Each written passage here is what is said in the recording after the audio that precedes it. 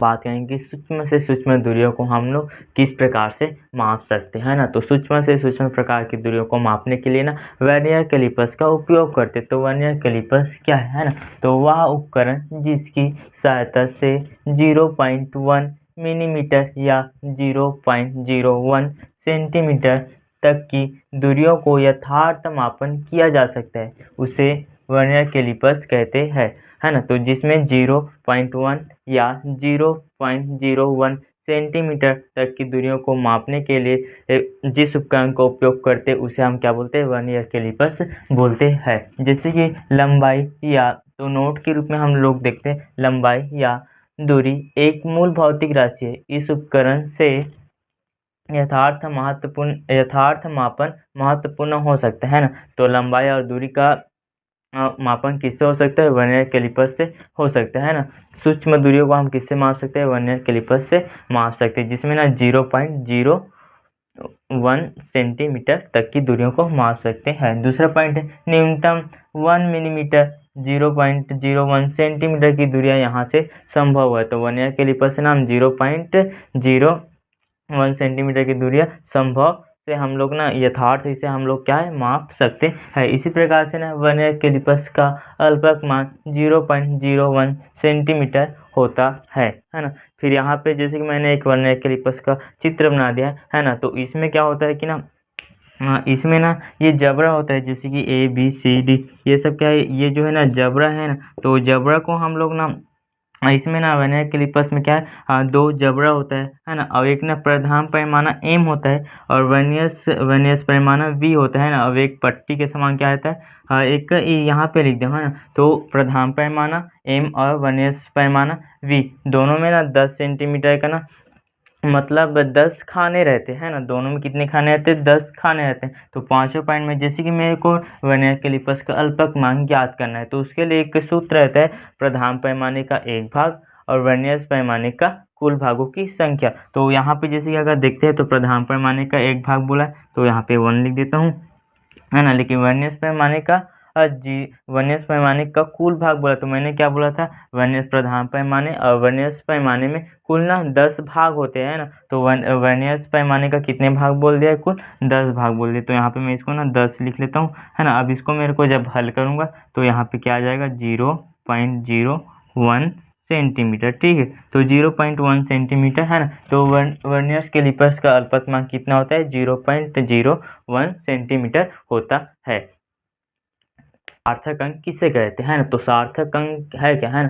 तो यहाँ पे मैंने परिभाषा लिख दी, किसी भौतिक राशि को शुद्ध रूप में व्यक्त करने वाले अंकों को सार्थक अंक कहते हैं। मतलब किसी भी भौतिक राशि को शुद्ध रूप में व्यक्त करने वाले अंकों को सार्थक अंक कहते हैं। या तो दूसरे शब्द में इसी को हम बोलते हैं, किसी भी भौतिक राशि के मापन के लिए आवश्यक अंकों की संख्या को हम क्या बोलते हैं, शुद्ध अंक बोलते हैं, है ना। मतलब क्या है, किसी भी भौतिक राशि को मापन के लिए, है ना, आवश्यक अंकों की संख्या को हम क्या बोलते हैं, सार्थक अंक बोलते हैं, है ना। तो सार्थक अंक ज्ञात करने के लिए कुछ नियम होते हैं, जैसे कि मैंने यहाँ पे पहला लिख दिया है, सभी अशून्य अंक सार्थक अंक होते हैं, है ना। मतलब जितने भी अशून्य अंक हो गए वो क्या हो गए, सार्थक अंक हो गए। जैसे कि मैं यहाँ पे उदाहरण लिख देता हूँ, जैसे कि यहाँ पे ना a बराबर है ना 0.123 जैसे ऐसे लिख दिया, है ना। तो इस संख्या में कितने सार्थक अंक है ना। तो यहाँ पे कितने सार्थक अंक है, मैंने क्या बोला, सभी अशून्य अंक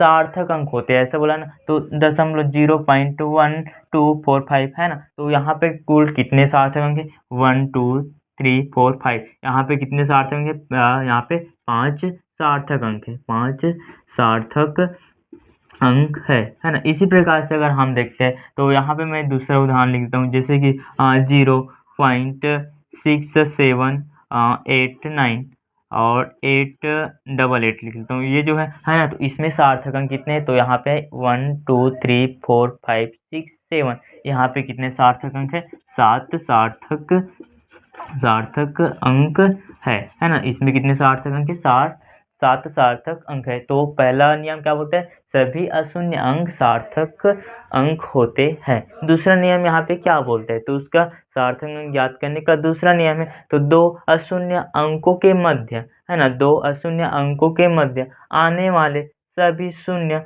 सार्थक अंक होते हैं ना, मतलब दो अशून्य अंकों के मध्य है ना आने वाले सभी शून्यांक सार्थक अंक होते हैं या सार्थक होते हैं। जैसे कि मैं यहाँ पे उदाहरण के लिए लिख लेता हूँ, मान चल की ना 2.00678, तो यहाँ पे हमको क्या है, सार्थक अंक को जानना है। तो मैंने क्या बोला है, दो अशून्य अंकों के मध्य है ना आने वाले सभी, तो यहाँ पे देख दो अशून्य है ना, तो इनके मतलब कुछ भी नहीं है, मतलब क्या बोला है, दो अशून्य अंकों के मध्य आने वाले सभी शून्य सार्थक होते हैं बोला है ना। तो यहाँ पे सार्थक अंक कितने हो जाएगा, या तो 1 2 3 4 5 6, तो इसमें सार्थक अंक कितने, 6 सार्थक अंक है, 6 सार्थक अंक है ना। इसी प्रकार से हम अगर और देखते हैं तो जैसे 1.1.2 3 4 और 601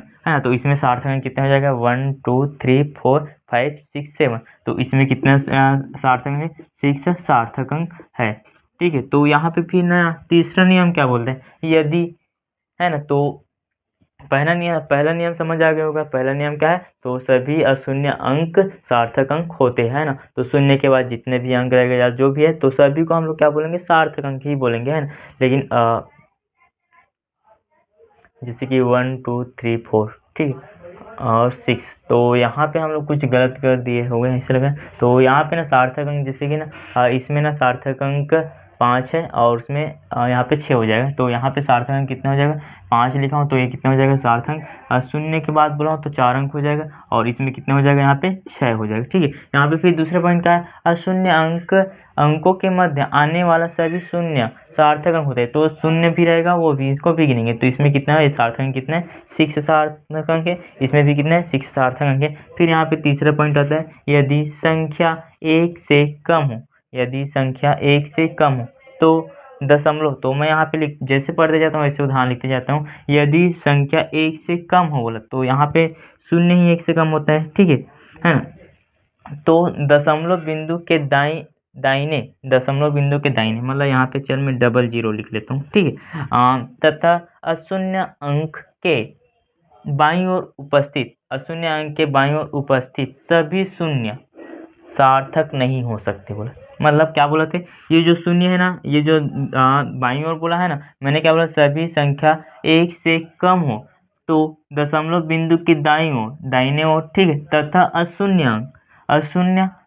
अशून्य अंक के बाईं ओर, तो बाईं ओर इधर को बोलेंगे है ना, बाईं ओर उपस्थित सभी शून्य सार्थक अंक नहीं हो सकते। मतलब ये जो संख्या ना सार्थक अंक नहीं हो सकती। मान चल कि मैं यहाँ पे ना 6 ऐसे लिख दूँ, तो इसमें सार्थक अंक कितना है, तो इसमें ना 2 सार्थक अंक है, 2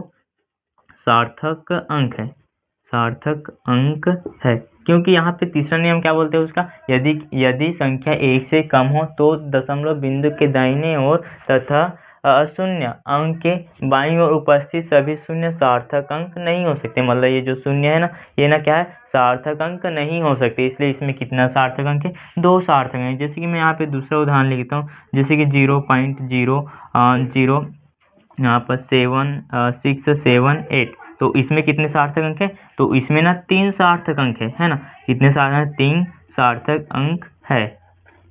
ठीक है, तो इसी प्रकार से ना ये नियम है। तो अभी मैंने 3 नियम बताए, जस्ट अभी और नियम में बता रहा हूँ है ना।